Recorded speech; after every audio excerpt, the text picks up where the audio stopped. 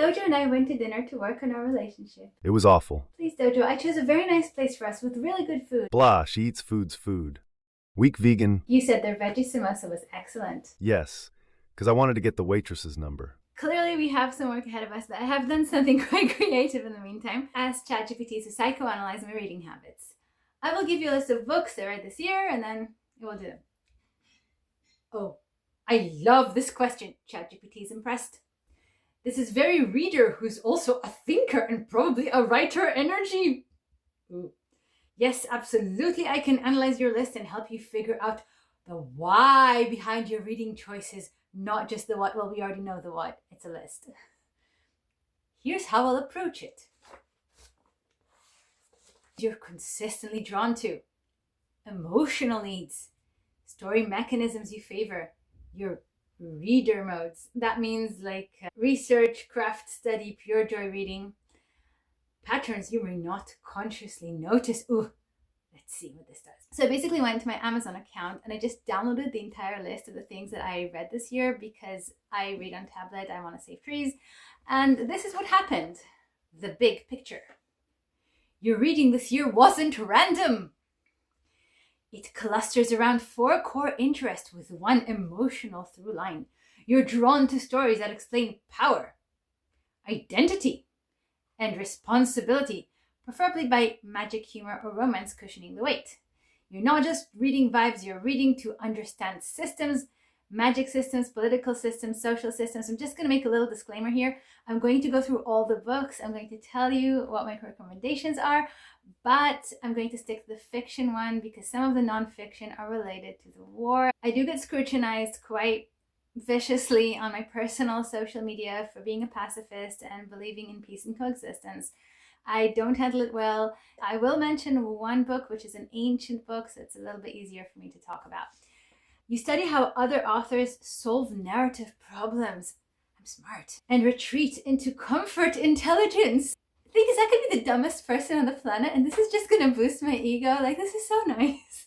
Right, let's unpack that. So, Terry Pratchett. Terry Pratchett is my favorite author. It's part of how I keep myself going through the books that I'm writing. Every time that I finish a book, I get a box of chocolate truffles, right? Not when I finish a draft, when I finish the entire thing. And then to motivate me to not just go ahead and take a break and but immediately go to the next one, I get to read a Terry Pratchett book every time I start the next one. For some weird reason, his kind of messy style makes my style very focused and logical. So I really like that too. And obviously, I love his work. Terry Pratchett built a world called Discworld. A world turtle is an Indian myth. It's a world turtle that's floating in space. It's got 4 elephants on it, just like the myth, and on it is a magical world. And everything happens within that world. And the last one that I read was Small Gods. And in this one, there's this Inquisition institution. And the Inquisition institution believes that the earth is round, whereas everybody else is trying to awaken to the truth, which is that the world is flat and that there is a turtle. And incidentally, this huge Greek god that everyone believes in comes in the form of a small turtle and speaks to the prophet Bruta. Bruta is this kid who has to step into his powers and challenge a huge organization.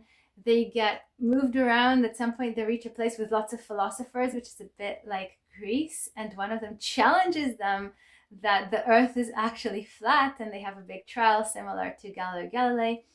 Reaper Man, this one's about death. Death is a big character in Terry Pratchett. A lot of times when someone dies, Death then shows up and they have a chat with them. And Death here decides that he wants to take a vacation, and he goes and lives on a farm, and he meets this beautiful old farm woman, and he starts to see what it's like to live as a regular person, only he still has kind of this magic, and all sorts of things start to fall apart because Death is not doing his job. We have one of the big mages at the university dies and becomes a zombie because there's nobody to come and collect his soul. It's really well written in terms of like Death's story and how we want him to have his own adventure and have a chance at a real life, even if it's just for once and he's running out of time before that's over. Witches Abroad. Not too enamored with that one, actually. I love Granny Weatherwax, and she's been such an influence on my writing. But in this one, It's less of the satire and what Terry Pratchett usually says about our world. It doesn't have that kind of criticism that I really like. Instead, it's more of a trip. These three witches are going to a place where another witch has taken over, and she's messing with it. She's making it into fairy tales, and they have to save the people.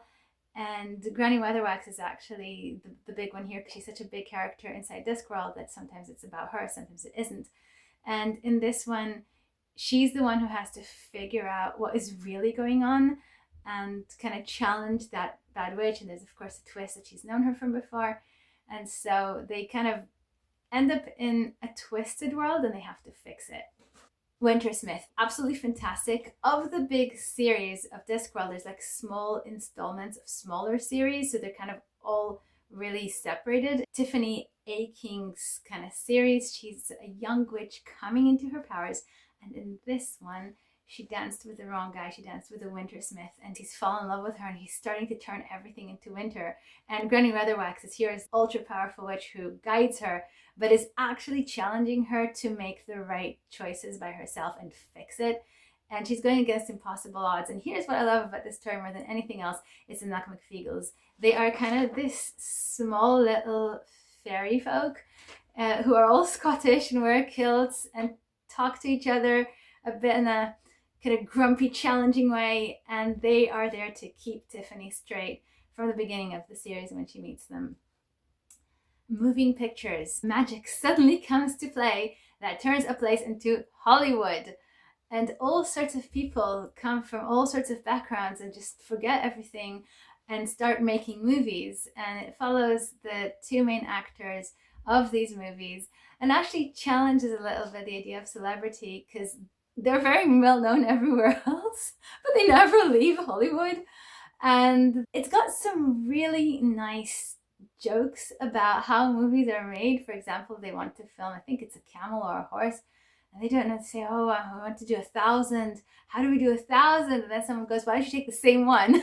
Just roll it over and over. So yeah, I really liked the mystery of that story. So there's a place there that actually started the magic, and it keeps drawing people in, and it does really weird things. And the guy keeps seeing this girl that he's working with, the co-star, kind of go there in the night and become delirious, and she doesn't know what's happening, and he follows her and he tries to solve the mystery. So I really liked that aspect of it. It was different, obviously. Each one of those has kind of a twist to it, something that makes it stand out from the other books in Discworld. So believe it or not, I actually don't remember what Eric was about, so I've just gotten my Kindle here and I'm going to try and find out what I was reading. So this one is one with Rincewood. He's one of the mages. He's actually the first character that we meet in Discworld in Color of Magic and Light Fantastic. He's the world's worst magician, basically. What I like about the story with him is actually not him, but his box. He's got this like really crazy, mad box with lots of feet that just follows him around, and it gets into trouble and it eats everything it sees. And I really like how smartly dumb it is. It's one of my favorite characters in Discworld, is that kind of luggage box. So, what does all this say about me? You love ideas disguised as jokes. You're deeply interested in how belief creates reality. You like authors who trust you to think while being entertained. Clearly not, but okay. You want moral complexity without grimdark misery. I'll go for that, yeah. This isn't escapism. It's restorative intelligence. This thing is really flattering. Pratchett is where you go when you want to feel clever. See, I didn't know I was that insecure that I needed somebody to tell me I'm clever without being lectured, thoughtful without being overwhelmed, reassured that humanity is ridiculous but redeemable. Is it really? That's not casual love. That's value match. Right. Romantasy and paranormal romance. So what happened here is sometimes I would read the genres that I write in order to get a little bit more insight into what people are doing.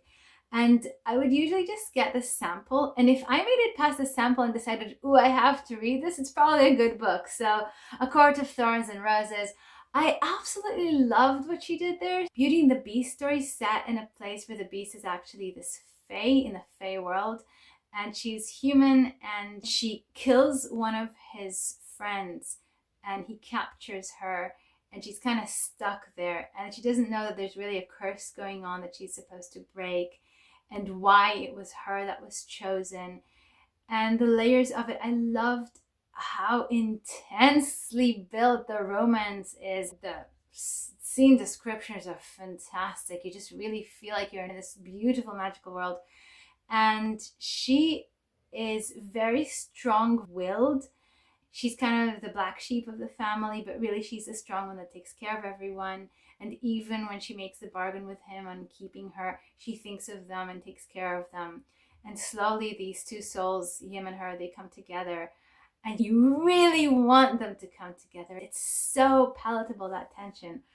So this one I read because I wanted to know what made that series what I liked. The main character is, again, kind of a really strong girl. She's very young. She's up against quite a lot. So he's this billionaire shifter. She's a hacker. She starts to work for his company, but she has a kind of kid crush on him. And how it evolves between them, I quite like that she is inexperienced and he is more experienced in many ways in life. I also like that she is a shifter too, and it's about coming to your powers. Right, her Viking wolf. So I was researching the author because she wrote a book on what works in fiction, and she was talking about one book that she wrote that kind of was her aha moment, and it's this one, where the cover was awful. It really was. I saw the cover, that it really was an awful cover. There wasn't much to go on, and that book just hit like nothing. She said, "Oh, what have I done right?" And after she explained it, I really got curious and I wanted to see. And her writing's very good. So it's a woman. They're all wolves. They're all shifters, and they have a fated mate that they need to find in this life. Only hers is in Viking times, and somehow that gets awoken, and she gets taken into a different century. What this actually says about you. You read romantasy and paranormal romance to stay literate in your market. Well, duh. You're studying reader expectations around fae, alphas, mates, and power. Pacing of emotional beats versus plot beats. Nonfiction. Okay, so I'm going to touch on one, which is Sun Tzu's Art of War. That freaked me out. Okay, this book was written many centuries ago. And oh my God, it's like reading the present from the eyes of the past. It was brutal. Over the years, they added to this book examples of how the techniques of war were used by real people, like, for example, Napoleon III, including like all the way into almost modern times. It completely shifted the way I saw that aspect of what I'm going through. It also shifted how I write right now, because obviously the Fae series is a war series and it's a cross-border romance, so I had to get very deep into it. It's so easy to go, oh yeah, it's classical fiction, this doesn't really relate to anything, but it so does. And to think that some of those techniques, obviously if I can read it for free on Gutenberg Project, then other people can and use what's there, and they do. Some books you read for joy, some for craft, some for research, some because you need meaning with softness. Aww. And the reason it feels muddy is because your motivations overlap. You are a reader-writer who uses books to think, feel, and recalibrate. Aww, that is so cute. I hope you enjoyed this video. I thought it would be far more interesting to do it this way rather than just like go them book by book, but to actually have something external to myself, kind of scrutinize my taste and see where it led me. I love you, and I'll see you in the next video. Bye.